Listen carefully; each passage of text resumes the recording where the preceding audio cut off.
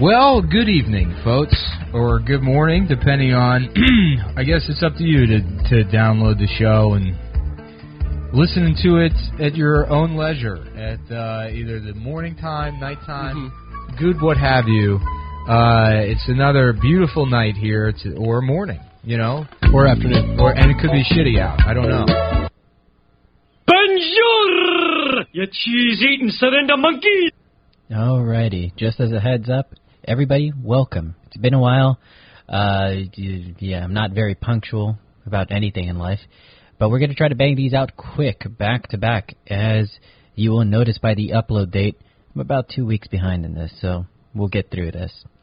As a heads up, this is a entertainment comedy podcast, and by no means is intended as an educational one. So with that being said, if you're easily offended at comedy shows, movies, TV, really any medium of entertainment, please do yourself a favor and don't listen to this. If you're incapable of occasionally hearing something that contradicts your views without outright just getting instinctually offended, this really isn't for you. I'm heavily of the idea that everything and anything can and should be laughed at, as it takes away the power from those ideas being able to harm you negatively. Now, with that being said, I'm in favor of all sides being made fun of. So please know that I'm not trying to single anyone out. Just know that sometimes due to current events, some sides may get hit harder than the other. That's just life. With that being said, welcome to the MERC Podcast, episode 9. And right off the bat, we're just going to go ahead and normally we do go to the Guess the News segment, or just the news segment.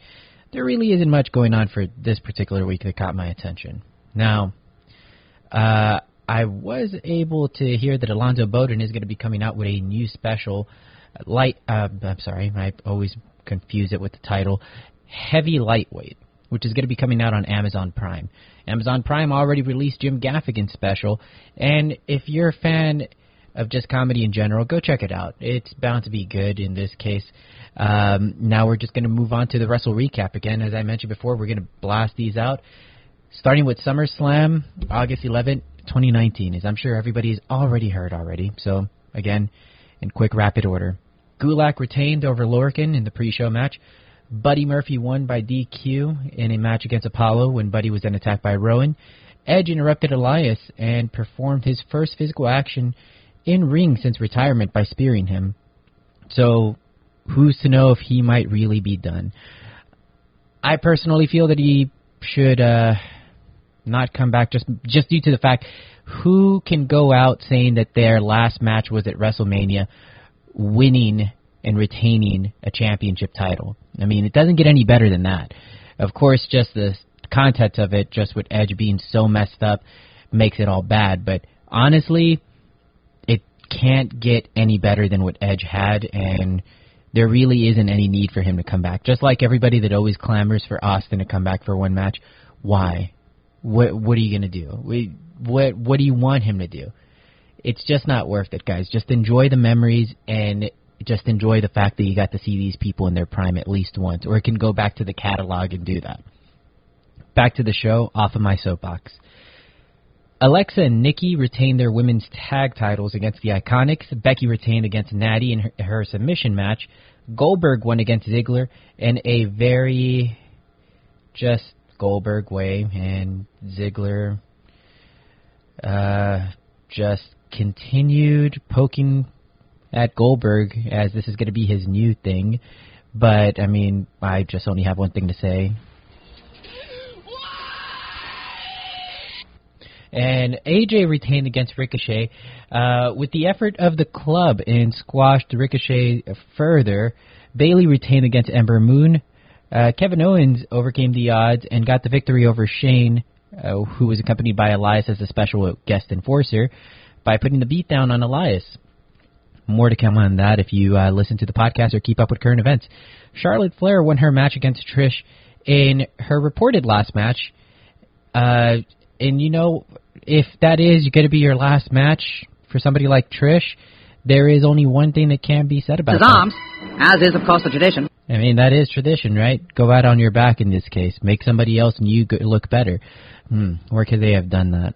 Well, let's see. Kofi then retained against Orton, in a disputed outcome, as this was a double count out. So while people do tend to argue about these kind of outcomes, I am personally a fan of them because it keeps the story going forward for that sweet, slow burn. However, Kofi did come out on top as standing tall over Orton after delivering a Trouble in Paradise.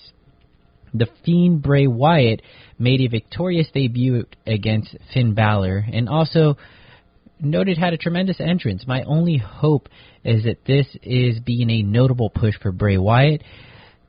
It does last long, and it's ultimately successful. That's all I could say about that.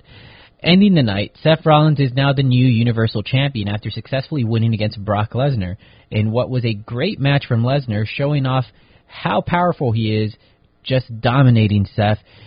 This one particular moment, if I have to just pick at it, where he was just swinging Seth by those bandages around his ribs, just as insane show of power and ability by both. Because again, let's face it, this is always I'll just leave it at that. But onwards to the following day, Raw, August 12, 2019. Samoa Joe got the win over Sami Zayn.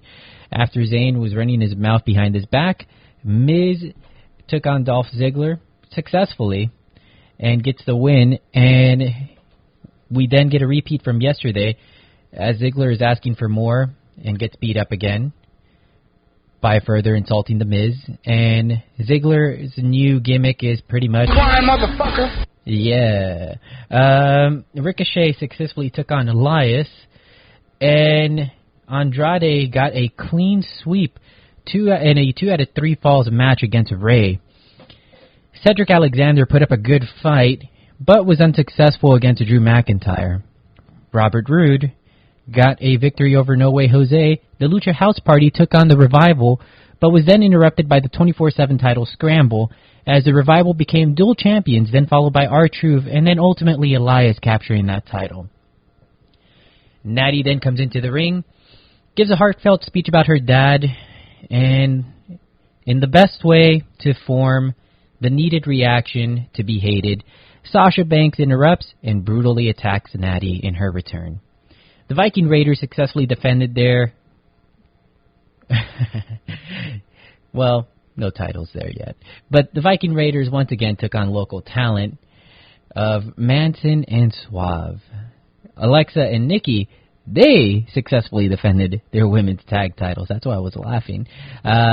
Against the Kabuki Warriors, Asuka and Kairi Sane, with Paige being absent as she was recently recovering from her successful now second neck surgery. So props to Paige. Hope she gets better soon. Rollins then took on AJ for the main event, which ended in a DQ victory for Seth, as Anderson and Gallows comes in, which is then followed by Ricochet trying to even the odds, and then the return of... I'm not finished with you! That man, Braun Strowman, coming in for the save to even the odds. Now we move on to SmackDown, August 13, 2019. The following day, storyline moment. Shane finds Kevin Owens for $100,000 due to his actions in attacking a WWE official. Charlotte Flair got the win over Ember Moon via submission. Aleister Black issues a challenge to anybody that is willing to knock on his metaphorical door. Wow, match of the night, and definitely moment of the night for me. Roman Reigns got a pinfall victory against Buddy Murphy, and they both just stole the show. I mean, props to Buddy Murphy for being able to get that spotlight and just show that those cruiserweights, quote-unquote cruiserweights, even though I always had my doubts about Buddy, being able to steal the show in this case. And Samoa Joe got a pinfall victory over Kevin Owens after a quick 3 count was delivered by the Special Enforcer Elias. This may become a bit of a routine moving forward. Daniel Bryan and Rowan confront Buddy Murphy to force a confession that he lied about their involvement in the Roman Reigns being attacked backstage situation. Randy Orton came out to now make the following match a 6-man tag match. Randy, along with the Revival, ended up taking up the victory against the New Day. The Revival got the pinfall victory after hitting a shatter machine on Xavier Woods in this case. We then end the show with Daniel Bryan and Rowan saying that they conducted their own investigation and they will bring the culprit to light next week. Now, later on in the night, 205 Live. Akira Tozawa gets a controversial win over Jack Gallagher when we see that Gallagher had his foot on the bottom rope, but it was then knocked off by Brian Kendrick celebrating the pin, which knocked off Akira's foot off of the rope. Humberto Carrillo in the Lucha House Party, consisting of Kalisto and Lince Dorado, got the victory over the Singh brothers, and to end the night, Drew Gulak retained in a main event rematch against Oney Lorcan. On to NXT, the regular one, not the UK one. Breezango is back and managed to pull a victory against the Forgotten Sons. Then, in the NXT Breakout Tournament Final, we see Jordan Miles getting the win over Cameron Grimes. That's all for NXT. Pretty thin for this particular show. NXT UK, we see that Flash Morgan Webster successfully took on Mark Coffey via a cradle pin victory. Kenny Williams lost to Travis Banks after Banks hit the slice of heaven kick to Banks in for him getting that pinfall victory. Nina Samuels secured a pinfall victory over Isla Dawn, and Cassius Ohno in a show stealer of a match against Ilja Dragunov got the victory in that main event after hitting an elbow to the back of his head, giving Dragunov his first loss in NXT UK. And being that this was the week of the NJPW G1 results, as many of you have already heard, Kota Ibushi ended up picking up the victory over Jay White in the finals. Kenta joined the Bullet Club, but an infuriated Katsuhiro Shibata returned to in-ring action, and as he attacked members of the BC beautifully before shortly being just falling victim to the numbers of the BC, and then we have a beautiful pose and the fans just hating Kenta, getting that reaction that you would so desperately need to make it in this business. Let's see how Kenta is going to fare as one of the few non-Gaijin members of the BC. Now, slice of life. Learned a couple moves of training, and the realization that I need to work on my conditioning more. One, because I'm shallow and want to look better, and two, because I obviously don't want to get blown up in the ring and out of breath so fast.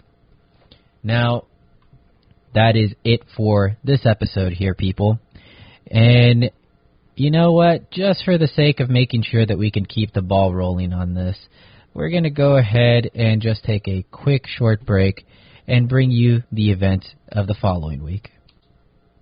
Alrighty, we are back, and it was probably just instantaneously. We are actually going to go to the news segment this time. It's time for another edition of Guess the News. I have to know more information. I should have read just this headline. From the headlines that I've read, this man is innocent. Here's the victim. Man, these guys don't know shit. Alrighty. And with the news, something that did catch my attention this week. It's a shame Spider-Man had to make the news this way, as I'm sure that he's in everybody's top 5 bracket for best superheroes or just favorite superheroes. You got to relate to the vulnerability, and that's why Superman just sucks, FYI. But the reason Spider-Man made the news in this case is, unfortunately, I didn't read too much into it because, well, I just stick with the headlines because who has time for that. But there is a dispute between Disney and Sony, mainly in regards to the renegotiation so that they can use Spider-Man in more MCU movies for Disney movies.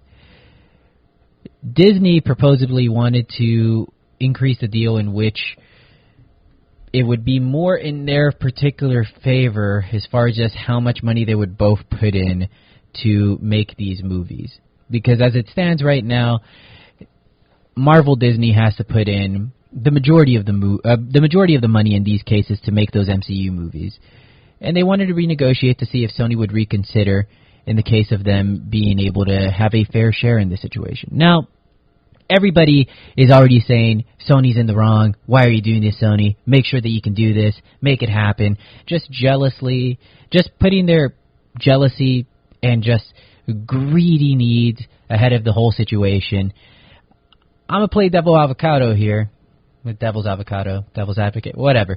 But let me tell you why I'm pro-Sony in this situation. Because, one, I hate monopolies. And that's what Disney is. And I don't want this to be a slippery slope for Disney to own it all eventually, because that's what will happen. And with that being said, if Disney owns it all, then there goes the Sony partnership with Insomniac to put out more Spider-Man games. And if you didn't play last year's release of Spider-Man 2018, the PS4 exclusive, then shame on you and shut your fucking mouth because you don't know what you're talking about. Sony gave us the Oscar award-winning Spider-Verse. And back to the game. I'm sorry, but that is by far probably top 5, if not at least, for sure, top 10 games that I've ever played in my entire life. As far as just it being fun and having an amazing story. And Kingdom Hearts doesn't count, people, so don't even go there. But Disney does not put out good video games, period. Nor do they put out good movie-based titled video games. They just suck. They always do. So, with that being said, oh, and also apparently, according to Stan Lee's daughter, Disney mistreated her dad, and they didn't really care too much for him, whereas Sony, utmost respect. So, with that being said, I'm just going to go ahead and say, whereas Sony doesn't always hit it out of the park all the time with their movie releases, Disney has to learn to take the goddamn L and agree to Sony's terms and deal with it because they are a greedy monopoly, and I feel that they should just shut up and agree that they can't own everything, unfortunately, and they have to work with other people's terms. So that's it. Soapbox rant over. Now, Wrestle Recap. On to Raw, August 19, 2019. We now continue with a moment of Roman Reigns getting the win over Dolph Ziggler, as Dolph Ziggler is continuing his routine. And Bray Wyatt, as the Fiend, then attacked Jerry Lawler, as Jerry was getting ready to do an interviewing segment, thus leading to another list of legends that the Fiend Bray Wyatt has taken out with that very, very safe mandible claw. Please hold. Alrighty. And Ricochet, along with The Miz, secured a victory over Drew McIntyre and Baron Corbin. Braun Strowman got the win over AJ via DQ. Samoa Joe got the win over Cesaro in the King of the Ring first round match. A shame. I really wanted Cesaro to win that because that would be so perfect for him. R-Truth almost got over on Elias, who is currently the 24/7 champ. And Rey Mysterio teases his retirement, but is then advised by his son not to, and his son just always has that eerie familiarity of somebody. I can't quite figure out who. But the New Day then got the win over the Revival as a result of a DQ. The current women's tag champs, Alexa and Nikki, got the win over Mandy Rose and Sonya Deville. Cedric Alexander advances in the King of the Ring tournament after picking up a win against Sami Zayn in the first round as well. Sasha Banks attacked Natty again. And Seth Rollins and Braun Strowman are now our new Raw Tag Team champs after winning against my boys Gallows and Anderson. And that's all fun and stuff, but I just only. And that is Monday Night Raw. On to SmackDown. Andrade then advances in the King of the Ring tournament after picking up a win against Apollo Crews with an assist from Zelina Vega.